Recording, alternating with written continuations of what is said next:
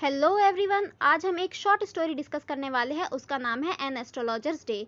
इसे लिखा था आर के नारायण ने। तो सबसे पहले हम इन्हीं के बारे में जान लेते हैं। आर के नारायण गांधीयन एज के राइटर थे और इस समय फ्रीडम फाइट्स अपने पीक पर थी। इनके कंटेम्प्रेरी राइटर थे मुल्कराज आनंद एंड राजा राव। इनकी फर्स्ट नॉवल थी स्वामी एंड फ्रेंड्स, जो 1935 में पब्लिश हुई थी। आगे 1958 में द गाइड नाम की एक नॉवल पब्लिश हुई थी और इसकी वजह से इनको साहित्य अकेडमी अवार्ड भी मिला था। और इस नॉवल पर एक फिल्म भी बनी थी और उस फिल्म का नाम भी द गाइड ही था। देवानंद जी की वो फिल्म थी। ओके, इनकी जो फर्स्ट शॉर्ट स्टोरीज का कलेक्शन था वो था मालगुडी डेज और वो 1943 में पब्लिश हुई थी। तो आज हम जो स्टोरी कवर करने वाले हैं एन एस्ट्रोलॉजर्स डे, ये स्टोरी सबसे पहले मालगुडी डेज में ही नजर आती है, दिखाई देती है। ओके, लेकिन बाद में एन एस्ट्रोलॉजर्स डे नाम से 1947 में बुक भी पब्लिश होती है और इस बुक में आर के नारायण जी की और दूसरी शॉर्ट स्टोरीज भी थी। ओके, तो जो नोटेबल अवार्ड्स मिले थे उनको वो थे पद्म विभूषण, पद्म भूषण, साहित्य academy fellowship and AC Benson medal. अब आगे नारायण जी की राइटिंग ऑर्डिनरी पीपल पर फोकस करती थी, ऑर्डिनरी पीपल पर बेस्ड होती थी, है ना। ये अपनी स्टोरी में मिडिल क्लास फैमिली लाइफ को ही प्रेजेंट करते थे। प्लस इनकी राइटिंग में एक फिक्शनल टाउन होता था मालगुड़ी, यानी कि इनकी स्टोरीज की सेटिंग मालगुड़ी नाम का फिक्शनल टाउन ही रहता था। ओके, आगे अब हम स्टोरी की समरी देख लेते हैं। तो सबसे पहले हमें स्टोरी के बैकग्राउंड से इंट्रोड्यूस कराया जाता है। तो हमें बताया जाता है कि एक एस्ट्रोलॉजर है और उसके पास कुछ प्रोफेशनल इक्विपमेंट्स है, जैसे Kauri shells, mistake charts, notebook, Palmyra writing. Palmyra writing क्या होती है? एक तरीके के पत्ते में जैसे लिखे होते हैं जो एस्ट्रोलॉजर्स के पास रहते हैं, वो पत्तों में जो राइटिंग होती है वही वो इस एस्ट्रोलॉजर के पास भी होता है ना। बताया जाता है कि आसपास और दूसरे कई तरीके के ट्रेडर्स भी है। प्लस जिस स्ट्रीट पर एस्ट्रोलॉजर बैठता है वो हमेशा वहाँ पे लोगों का आना जाना रहता है, काफ़ी क्राउडेड स्ट्रीट है वो। ओके, और आगे बताया जाता है हमें कि ये एस्ट्रोलॉजर साधुओं की जैसे अपने फोरहेड पर सिंदूर और राख लगाता है और उसने सेफ्रॉन कलर की पगड़ी भी बांध रखी है अपने सर पर। ओके, तो अब ये जो इसका अपीयरेंस है ये लोगों को अपनी तरफ अट्रैक्ट करता है, लोगों को बताता है हाँ वो उनकी डेस्टिनी बता सकता है, प्रेडिक्ट कर सकता है, वो एक अच्छा एस्ट्रोलॉजर है। तो लोग उसका अपीयरेंस देख के ही उसकी तरफ अट्रैक्ट होते हुए चले आते हैं अपने प्रॉब्लम का सॉल्यूशन मांगने के लिए। ठीक है, अब आगे हमें इस एस्ट्रोलॉजर के कैरेक्टर के बारे में बताया जाता है कि असल में ये एस्ट्रोलॉजर बहुत ही चालाक इंसान है और इसको एस्ट्रोलॉजी की कोई नॉलेज नहीं है, इसको स्टार्स की कोई नॉलेज नहीं है, बल्कि वो अपनी चालाकी से, अपनी प्रैक्टिस से, अपने गैस वर्क से ही लोगों को उनके प्रॉब्लम का सॉल्यूशन बताता है और उसी से ही लोग खुश भी हो जाते हैं। ओके, अब आगे बताया जाता है हमें कि इस एस्ट्रोलॉजर की फैमिली प्रोफेशन कभी भी एस्ट्रोलॉजी था ही नहीं, बल्कि इसकी फैमिली खेती का काम करती थी, ये भी वही काम ही करता था।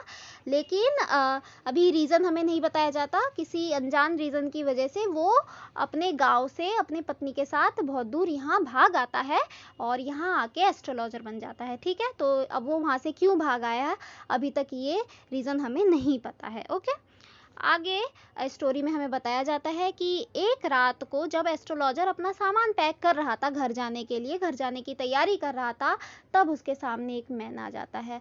तो काफ़ी अंधेरा होता है उस समय, ज़्यादा सही से उस ना मैन को एस्ट्रोलॉजर दिखाई दे रहा था ना एस्ट्रोलॉजर को उस मैन की भी अच्छे से शक्ल नहीं दिखाई दे रही थी। और पास में एक मूंगफली वाला था। दरअसल मूंगफली वाले की आग से ही एस्ट्रोलॉजर को भी दिखाई देता था और जब मूंगफली वाला अपना सामान पैक करके घर जाने की तैयारी करता है तब एस्ट्रोलॉजर भी अपना सामान पैक करके घर जाने की तैयारी करना शुरू कर देता है, क्योंकि उसके बाद तो अंधेरा हो जाता है, अब उसको अच्छे से दिखाई नहीं देगा। लेकिन अब वो सोचता है कि ये शायद रात में ये मैन आया है, तो अगर मैं इसकी कंसल्टेंसी करूँ तो शायद मुझे अच्छे रुपए मिले, राइट। तो वो इसीलिए रुक जाता है। अब वो उसको बड़ी ही चालाकी से उसको जवाब देने लगता है। लेकिन ये जो स्ट्रेंजर मैन होता है ये भी काफ़ी चालाक होता है, इसको एस्ट्रोलॉजर की ये जो घूमी फिरी हुई बातें उसको पसंद नहीं आती है और उसे तो अपना पर्टिकुलर आंसर ही चाहिए था। ओके, तो दोनों डील ठीक करते हैं कि 1 रुपए में एस्ट्रोलॉजर उसे उसके प्रॉब्लम का सॉल्यूशन बताएगा। ठीक है, अब आगे वो जो स्ट्रेंजर मैन होता है वो अपनी सिगार जलाता है। अब जैसे ही सिगार जलाता है उससे जो रोशनी निकलती है उससे उसके फेस की झलक थोड़ी सी एस्ट्रोलॉजर देख लेता है।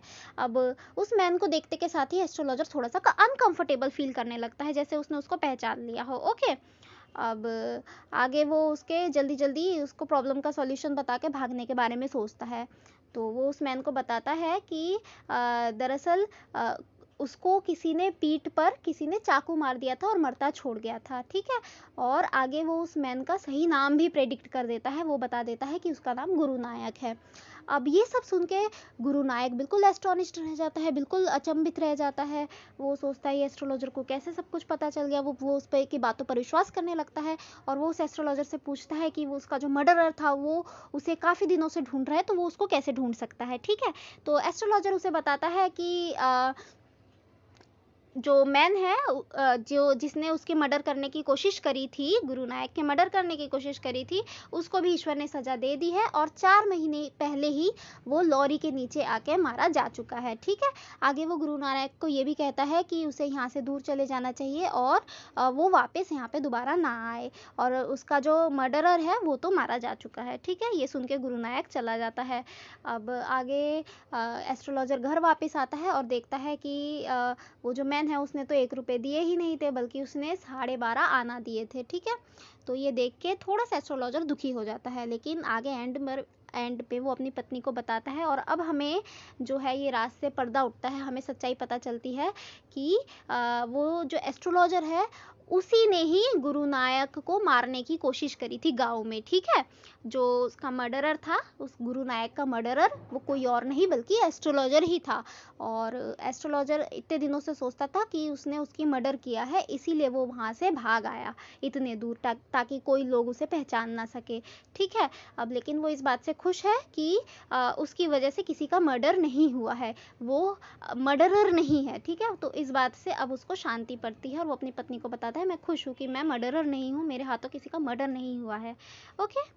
तो अब अगर नरेटिव टेक्निक की बात करें तो जैसे मैंने आपको बताया, नारायण जी, आर के नारायण जी अपनी राइटिंग में ऑर्डिनरी पीपल की ही स्टोरीज बताते थे। तो इस स्टोरी में भी उन्होंने ऑर्डिनरी पीपल की स्टोरीज बताई है। वो उन्हीं के ऑर्डिनरी पीपल के कैरेक्टर्स के माइंडसेट बताते थे, उनके थॉट प्रोसेस बताते थे, ठीक है। तो ये भी काफ़ी ऑर्डिनरी सी स्टोरी है और वो बहुत ही अच्छे से बैकग्राउंड को प्रेजेंट करते थे अपने स्टोरी में, जिससे कि हम स्टोरी के एटमॉस्फेयर को अच्छे से समझ सके, ठीक है ना। तो वो एटमॉस्फेयर क्रिएट करते थे, है ना। स्टोरी में कैरेक्टर के नेम वगैरह वो इतने नहीं बताते जितना कि वो स्टोरी के एटमॉस्फेयर को बताना पसंद करते थे, बताते थे अच्छे से, ठीक है। आगे वो इस स्टोरी में सस्पेंस भी क्रिएट करते हैं नारायण जी, है ना। तो जैसे कि पहले हमें पता ही नहीं था कि एस्ट्रोलॉजर क्यों अपने गांव से भाग आया है, ये तो बाद में हमें पता चलता है ना। इस तरीके से वो स्टोरी को सस्पेंसफुल बना के प्रेजेंट करते हैं कि लोगों को जानने की कोशिश करते रहे, आगे पढ़ते रहे कि आगे क्या होगा, आगे क्या होगा, लोगों के मन में ऐसा रहे, ठीक है ना। अगर थीम्स की बात करें तो पहली थीम तो आयरनी ऑफ फेथ, है ना। अब फेथ की आयरनी तो यही है कि गुरु नायक किससे अपने मर्डरर के बारे में पूछ रहा है ना। देखिए, जिस एस्ट्रोलॉजर से गुरु नायक अपने मर्डरर के बारे में पूछ रहा है, हकीकत में तो वही उसका मर्डरर था, है ना। तो ये आयरनी ऑफ फेथ ही हुई। आगे रिलीजन एंड ब्लाइंड फेथ, है ना, ये भी थीम है। जैसे कि हमें पता है कि इस एस्ट्रोलॉजर के पास एस्ट्रोलॉजी की कोई नॉलेज नहीं है, बल्कि वो सिर्फ अपने चालाकी से, अपनी प्रैक्टिस से ही लोगों को अपने प्रॉब्लम का सॉल्यूशन बताता है और लोग उसकी बातों पर विश्वास भी करते हैं और उसको पैसे भी देते हैं, है ना। तो किस तरीके से अंधविश्वास फैला हुआ है। तो आई होप आपको अब ये स्टोरी समझ में आ गई होगी। Okay, thank you.